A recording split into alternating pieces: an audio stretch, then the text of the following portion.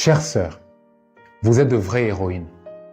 Vous nous donnez la vie, vous prenez soin de nous, vous nous élevez dans ce monde, vous faites de nous des hommes. Et après, vous tenez nos foyers, vous portez notre semence, vous éduquez nos enfants et vous vous occupez de nos maisons tout en nous aidant à bâtir nos rêves. Aucun homme ne peut porter le fardeau qu'une femme porte toute sa vie. Vous incarnez la douceur, la tendresse, la sensualité, mais aussi le courage, la constance et la force. Vous êtes simplement l'être le plus puissant sur Terre, mais vous avez oublié qui vous êtes. La femme est devenue le pire ennemi de la femme et la première raison de l'échec d'une autre femme. Si vous voulez gagner votre combat pour l'égalité, l'émancipation et la parité, vous ne devez plus traiter les autres femmes comme vos rivales, mais comme vos alliés. Et vous devez vous battre ensemble et vous défendre comme des sœurs. Montrez-nous l'exemple de comment on doit traiter une femme. Ne cherchez pas l'émancipation et la parité que dans des choses qui vous arrangent. La parité, ce n'est pas simplement d'avoir le droit de faire autant de mal que les hommes ou d'être aussi infidèle que nous. Cherchez votre émancipation dans des choses qui vous rendent plus fort et qui font grandir notre société. Vous venez dans toutes les tailles, toutes les formes et les couleurs. Ne laissez jamais personne vous dire que vous n'êtes pas assez ou que vous n'avez pas de valeur. Vous aurez toujours de la valeur si vous vous mettez en valeur. Mais vous devez apprendre à vous valoriser. Apprendre à faire semblant et à ne pas rire, même si cette blague sur vous est drôle, mais dégradante. Apprendre à ne plus vous bouger sur cette chanson qui est si bonne, mais qui dit que les femmes sont des putes. Et apprendre à arrêter d'avoir peur du regard des autres. Vous n'êtes pas capable de prendre un appart et d'aller vivre seul à 35 ans parce qu'on est des bantous et que c'est mal vu pour une jeune femme qui n'est pas mariée de quitter chez ses parents ou que ça fait fuir les hommes sérieux, alors que ça vous tue de rester chez papa et maman et de ne pas avoir votre propre vie. Tout ça à cause de ce que vos tantes, vos copines, vos ennemis, vos collègues, la société va penser de vous. Mais elle est où la société quand vous êtes seul en train de pleurer parce que votre vie s'effondre? Vous commencez par être la fille de quelqu'un. Ensuite, vous devenez la femme de quelqu'un. Et pour finir, la maman de quelqu'un. Mais quand est-ce que vous êtes quelqu'un? Quand est-ce que vous vivez pour vous et vous expérimentez vos propres décisions? Si le salut est individuel, alors les choix que vous faites devraient aussi être individuels. Être belle est devenu votre boulot à plein temps.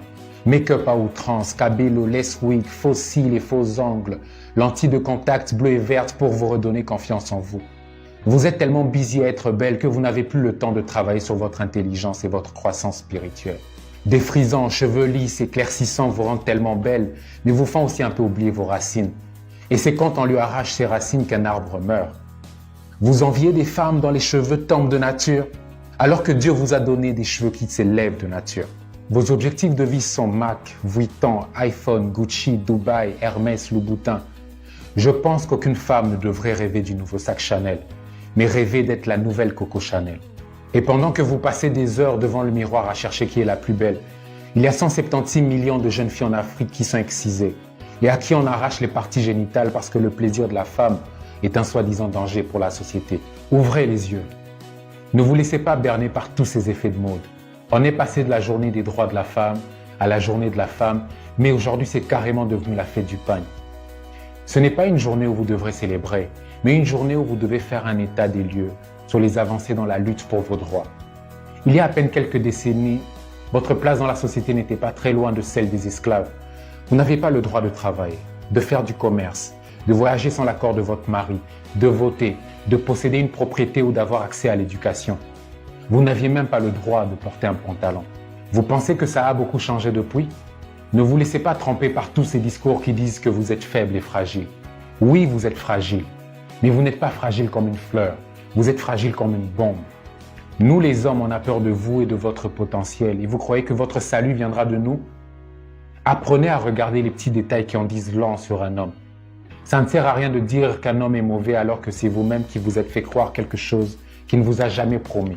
Beaucoup de femmes ont tellement peur d'être seules et de rater le mariage qu'elles sont prêtes à revoir leurs standards à la baisse, à prendre le premier venu, à se mettre avec un connard et un mec qui les traite sans respect et à passer ensuite le reste de leur vie à prier que Dieu change son cœur. C'est triste. N'ayez pas peur d'avoir des rêves, des passions, d'expérimenter, de trouver un boulot, de bâtir une carrière, de devenir indépendante. Il n'y a que comme ça que vous ne jugerez pas un homme uniquement à sa capacité financière, mais plutôt à sa personnalité et à son potentiel humain. Donc le seul travail à faire, c'est sur vous. Si vous travaillez sur vous-même, vous allez avoir confiance en vous et vous allez comprendre qui vous êtes. Et une femme qui sait qui elle est et ce qu'il lui faut fera de meilleurs choix. Apprenez à mieux choisir vos hommes. Choisissez des hommes que vous admirez, dont vous respectez les principes et les valeurs et en qui vous croyez. Il n'y a que comme ça que vous n'aurez pas peur qu'ils soient les chefs de vos familles. Ne vous attendez pas à ce que votre relation réussisse si vous croyez plus dans la vision de votre pasteur que dans celle de votre homme. Soyez fiers. Même quand vous doutez de vous, soyez fiers. Ne laissez pas le monde voir que vous doutez parce que le monde adore vous voir douter. Mais ne soyez pas fiers pour rien, donc n'ayez pas peur d'apprendre. Donc n'ayez pas peur de dire je ne sais pas. Parce qu'il n'y a rien de pire qu'une femme qui est pleine de vide. Osez l'amour, osez les projets, osez l'aventure et parce qu'elle est trop courte, osez la vie. Et restez forte, même quand tout s'écroule autour de vous. Parce que quand une femme se lève pour elle-même, sans le savoir, sans le dire et sans le faire exprès, elle se lève pour toutes les autres femmes.